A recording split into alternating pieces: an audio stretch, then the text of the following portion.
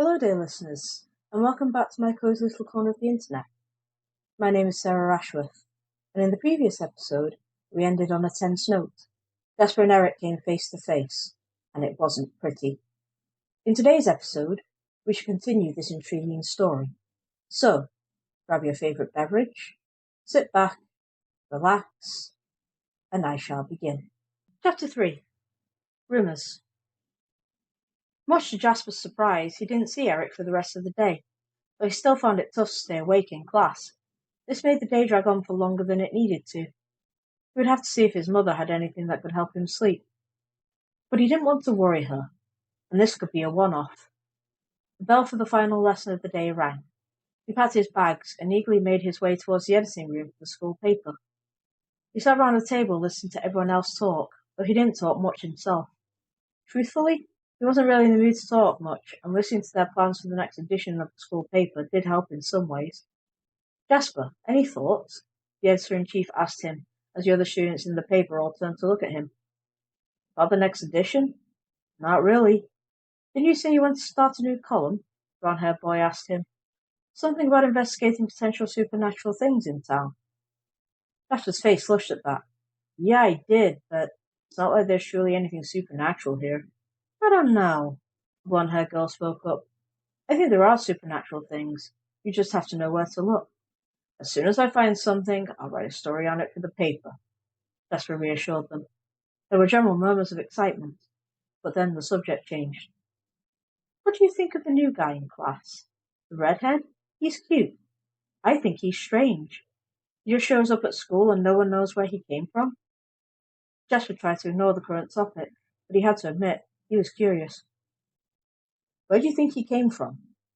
Rumour has it he was the one they found on the beach a couple of days ago. The light brown-haired girl spoke up as the others nodded. They found him on the beach, and he was well enough to come here? Jasper asked, clearly confused, as the editor-in-chief laughed. Doesn't your mom work for the Coast Guard? He asked. How did you not know about this? Mom doesn't really talk to me about her work. Said she didn't want to cause me unnecessary stress. Though I overheard her talking about it on the phone. I just didn't realize it was him. I heard that they found some wreckage from a ship that drifted close to the shore. I imagine they'll investigate more, but no other survivors were found. The words of these other students were drowned out by his own thoughts. Eric's on a ship that ended up getting wrecked, and he was the only survivor. What happened to the people on that ship? Did Eric know and just wasn't saying anything? Then there was the song he heard last night. It must have been after Eric was found on the beach. It was strange that he'd never heard it before. Everything okay? A voice called out to him, snapping him out of his thoughts. He turned and saw a raven-haired girl looking at him. Oh, Mel. Sorry. I guess I zoned out, he uttered as he shook his head. I've been in that a lot today, it seems. Yeah, I noticed. That's why I wanted to see if you were okay, Mel responded, giving him a small smile. Jasper smiled back at her. She always did have an infectious smile that could make even the most depressed souls feel better. He didn't know how she did it, but just seeing her green eyes sparkle warmly was a comfort for him. Yeah, I will be. Thanks for checking in on me, he told her as she nodded back. He didn't tell her why he kept zoning out. He didn't want her to worry about him too much. This whole thing could have been a one-off. There wasn't any need to get anyone else involved at this stage. What do you think of all this? He asked her. Mel chuckled lightly. I try not to take rumours seriously, she answered as she looked towards her fellow student paper members, who were still talking amongst themselves. You know what this place is like. Rumours spread like wildfire, and the original information tends to get lost in the whole thing. Jasper laughed. Yeah, normally I don't bother with rumours either, but he paused, trying to think what to say next.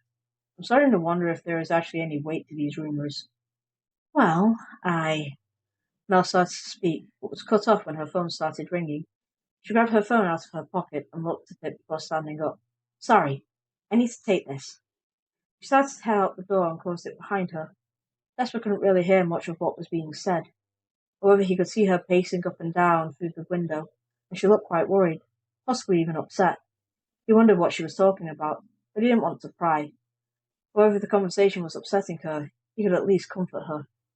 The door opened again, and Mel walked back into the living room, wiping her eyes, before she walked back over to Jasper. Mel, is everything okay?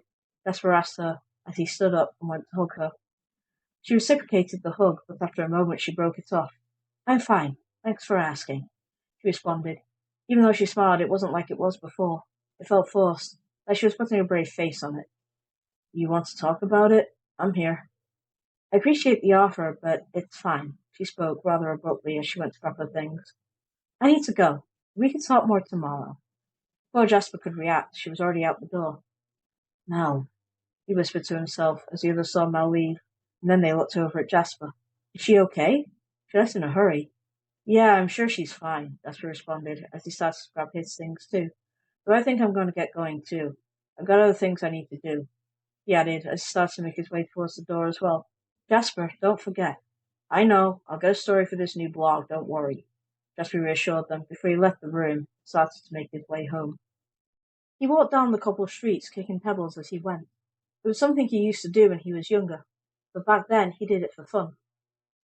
Now he was deep in thought. It was a strange day, that was certain, and even though he believed that it was probably just a dream, or even a figment of his imagination, he couldn't help but feel that this was only the beginning. As he made his way towards the beach, the sea breeze blew his hair back, and it felt refreshing against his face. He paused as he looked out onto the beach towards the sea. He held his head as he vaguely remembered what happened the previous night. He was there. The sun must have lured him there. But why, and who was the blurry figure he saw? It all felt so surreal, like a dream, but at the same time, it felt so real. Despite his troubled thoughts, he still appreciated the peace and serenity of the scene before him. He watched the gentle waves sway to and fro with a slight orange glow from the setting sun. He stayed a few more moments in a state of uneasy peace before he continued his journey home. "Mom, I'm home," he called out as he walked in through the front door. He removed his boots and placed them by the door as his mother entered the hallway. "Good. How was school today?" she greeted him as she pulled him into a hug. Jasper returned the hug, though he wondered what he should tell her. He didn't want to worry her. At least not yet.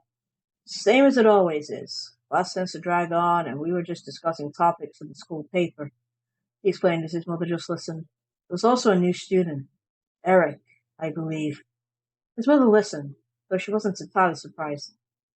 "I'm glad that he's doing better. I hope he's getting along okay in school." "You don't seem surprised at that. I spoke to him and the doctors, and he was physically well enough to leave the clinic, but it was decided it was best to try and give him a normal routine, at least for now." "So the rumors were true?" "Yes, though you shouldn't take rumors seriously. Always fact check." "I will, Mom. Don't worry."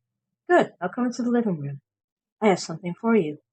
She beckoned him to follow her into the living room, and when he did, she gave him an old but otherwise in good condition book with strange writing on it. Jasper looked at the book in awe. "Is this?" he started to ask. His mother smiled and nodded. "My old spell book. My mentor gave me this when I was old enough to learn magic independently. Now I'm going to give it to you." Jasper ran his hand along the writing of the book. "It's great, Mom. Thanks. Make sure you put it to good use. With it you could become a great mage. I plan to. It's been my dream to be a master mage, to travel the world and help others with my magic. But I'll study and practice, and it'll become a reality. Now go wash up. It's almost time for dinner." Jasper nodded and took the book upstairs to his room and placed it on his desk. He would read it after dinner. He then made his way to the bathroom and washed his hands and face before going down for dinner. Jasper and his mother talked more about work and school during dinner, with Jasper neglecting to mention that he almost fell asleep in class several times, or the awkward conversation between him and Eric. After dinner, Jasper helped to wash up before he returned to his room. He walked over to his desk and picked up the spell book before he sat on his bed and opened it. Each page had detailed illustrations of hand movements and runes, as well as incantations. "Wow, the spells Mom taught me were nowhere near as intricate as these," he uttered as he looked through the book eagerly and made notes. He stopped on one page and smiled. "Fireball spell. Mom won't let me learn any elemental spells before," he whispered as he looked at the illustrations. He took a breath and channeled mana into his hand before he ran his thumb against his index finger and middle finger in quick succession. His eyes widened as he saw a small flame no bigger than what you'd find on a candle form between his thumb, index, and middle fingers.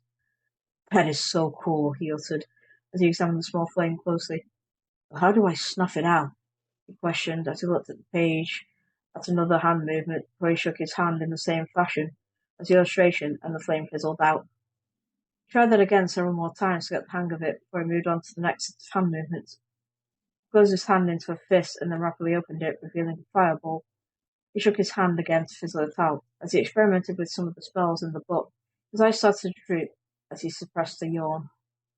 Deciding that it was time to call it a night, he put the spell book back on the desk and climbed into bed. He lay down and looked at the ceiling for a few seconds before he drifted to sleep. Jasper's eyes shot open as a semi-familiar song crept in through his ears and permeated his brain. He quickly sat up and looked out his window at the night sky.